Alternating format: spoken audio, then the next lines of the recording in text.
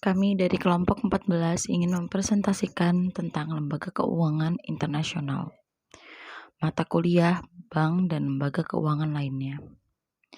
Nama kelompok: Sonia Feriska, Suryo Adi Irawan, Yeni Dwi Puspa, dan Zainal Bagus Abidin. Pengertian lembaga keuangan. Lembaga keuangan internasional adalah lembaga keuangan yang telah ditetapkan oleh lebih dari satu negara dan merupakan subjek hukum internasional. Pemiliknya atau pemegang saham umumnya pemerintah nasional. Meski lain lembaga-lembaga internasional dan organisasi lain kadang-kadang sosok sebagai pemegang saham. Sedangkan menurut Kashmir, lembaga keuangan internasional didirikan untuk menangani masalah-masalah keuangan yang bersifat internasional, baik berupa bantuan pinjaman atau bantuan lainnya. Lembaga keuangan dalam dunia keuangan bertindak selaku lembaga yang menyediakan jasa keuangan bagi nasabahnya. Umumnya, lembaga ini diatur oleh regulasi keuangan dari pemerintah. Bentuk umum dari lembaga keuangan ini adalah termasuk perbankan, building society, jenis koperasi di Inggris, seperti kredit union, pialang saham, aset manajemen, modal ventura, koperasi asuransi, dana pensiun, dan bisnis serupa di Indonesia. Lembaga keuangan ini dibagi ke dalam dua kelompok, yaitu lembaga keuangan bank dan lembaga keuangan non-bank, seperti asuransi, pegadaian, perusahaan sekuritas, lembaga pembiayaan, dan lain-lain. Jenis-jenis lembaga keuangan internasional sendiri mempunyai 4 jenis, yaitu 1. Bank Dunia. Bank Dunia merupakan sebuah lembaga keuangan internasional yang menyediakan pinjaman kepada negara berkembang untuk program pemberian modal. Tujuannya resmi untuk mengurangi kemiskinan. Kedua, International Monetary Fund. Dana Moneter Internasional ialah organisasi internasional yang bertanggung jawab di dalam mengatur sistem finansial global dan menyediakan pinjaman kepada negara anggotanya untuk membantu masalah-masalah keseimbangan neraca keuangan masing-masing negara. Ketiga, Islamic Development Bank. Islamic Development Bank adalah lembaga keuangan internasional yang didirikan pada tanggal 20 Oktober 1975 oleh negara-negara yang tergabung dalam organisasi konferensi Islam. Keempat, Asian Development Bank. Asian Development Bank adalah sebuah bank internasional yang berkantor di pusat Filipina yang membantu pertumbuhan sosial dan pertumbuhan ekonomi di Asia dengan cara memberikan pinjaman kepada negara-negara miskin.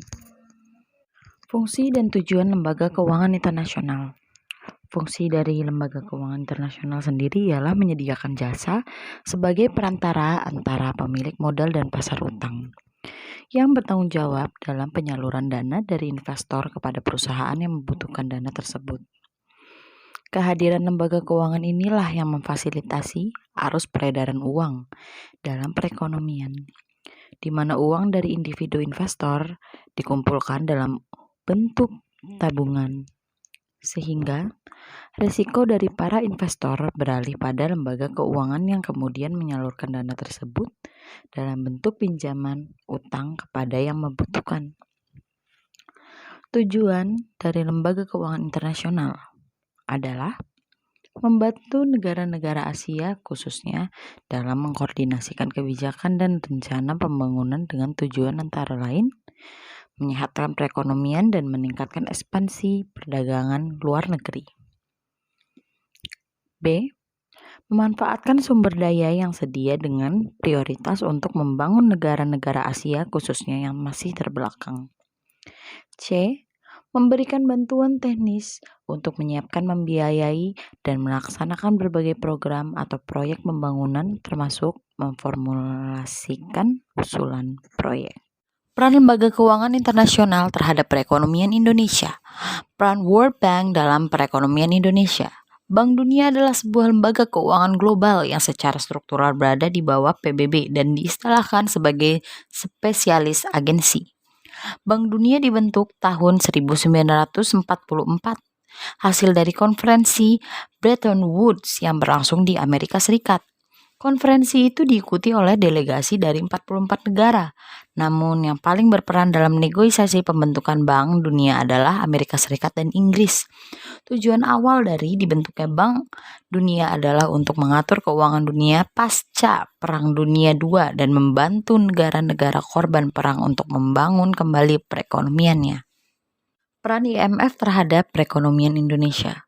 Setelah krisis ekonomi 1997, peran IMF dalam menentukan kebijakan ekonomi di Indonesia sangat kuat. Kekuatan pengaruh kebijakan IMF tersebut berhasil menjatuhkan rezim Soeharto, Habibie, dan Abdurrahman Wahid. Bahkan pemerintahan Megawati dan Susilo Bambang Yudhoyono nyaris menyerahkan bulat-bulat kedaulatan kebijakan ekonomi pemerintah kepada IMF. Peran IDB terhadap perekonomian Indonesia. Presiden Islamic Development Bank, Ahmad Mohamed Ali, menyatakan akan semakin mempererat kerjasama dan memberikan dukungan kepada Indonesia dalam meningkatkan pembangunan ekonominya, khususnya di sektor finansial berbasis syariah. Setelah Indonesia keluar dari dana moneter internasional, IDB sebagai International Financing Institution seperti halnya ASEAN Development Bank atau World Bank sebagai bank pembangunan yang berfungsi untuk mendorong dan membiayai proyek pembangunan negara-negara. Contoh soal dan jawaban lembaga keuangan internasional. 1. Pertanyaannya, adakah safeguard policy untuk mengawal WB? Apakah ada sistem safeguard dalam WB dan IMF? Jika ada, seperti apa? Jawaban, Bank Dunia memiliki safeguard yang harus diimplementasikan dalam setiap proyek yang didanai oleh Bank Dunia, di antaranya safeguard sosial dan lingkungan, dan kebijakan gender. Bank Dunia juga memiliki policy terkait seksual harassment. Sayangnya, Bank Dunia juga mengeluarkan beberapa program yang tidak mengharuskan menggunakan safeguard. Misalnya P4R atau Program for Result yang tidak mengharuskan proyek itu menggunakan safeguard. Dalam safeguard Bank Dunia juga ada penekanan soal keterbukaan informasi publik dan free, prior informed consent. Prakteknya sangat jauh dari substansi yang tertuang dalam safeguard. Banyak masyarakat terkena dampak atau potensi terkena dampak yang tidak terinformasi soal safeguard Bank Dunia. 2. Pertanyaannya, apakah skema WB dan IMF juga mendanai langsung perusahaan? Jawaban, pendanaan biasanya diberikan melalui APBN dan negara bisa menunjuk perusahaan untuk melaksanakan. Misalnya saja untuk proyek geotermal, di mana tahun lalu Bank Dunia memberikan hibah sebesar 55,25 juta US dollar melalui APBN PT SMI atau Sarana Multi Infrastruktur, ditunjuk sebagai pelaksana proyek. Bank Dunia juga pernah memberikan pendanaan untuk pembiayaan infrastruktur melalui PT Indonesia Infrastructure Finance atau IFF pada tahun 2009 dan 2017. PT ini adalah perusahaan yang berada di bawah Kementerian Keuangan. Sedangkan grup Bank Dunia yaitu IFC, International Financial Corporation, dapat membiayai langsung proyek atau pinjaman oleh perusahaan. Selanjutnya kesimpulan, disimpulkan bahwa lembaga keuangan internasional yang ada berfungsi untuk membantu masalah-masalah yang dihadapi negara-negara berkembang dan anggotanya. Lembaga keuangan internasional terdiri dari beberapa jenis yang masing-masing memiliki fungsi, tujuan, dan peran masing-masing. Lembaga keuangan internasional terdiri dari Bank Dunia, World Bank, International Monetary Fund, IMF, Islamic Development Bank, IDB, dan Asian Development Bank, ADB. Keempat lembaga keuangan ini memiliki tugas dan tujuan membantu masalah finansial tiap-tiap negara di dunia. Akan tetapi, masing-masing keempat lembaga ini berbeda cara dalam menangani finansial tiap-tiap negara.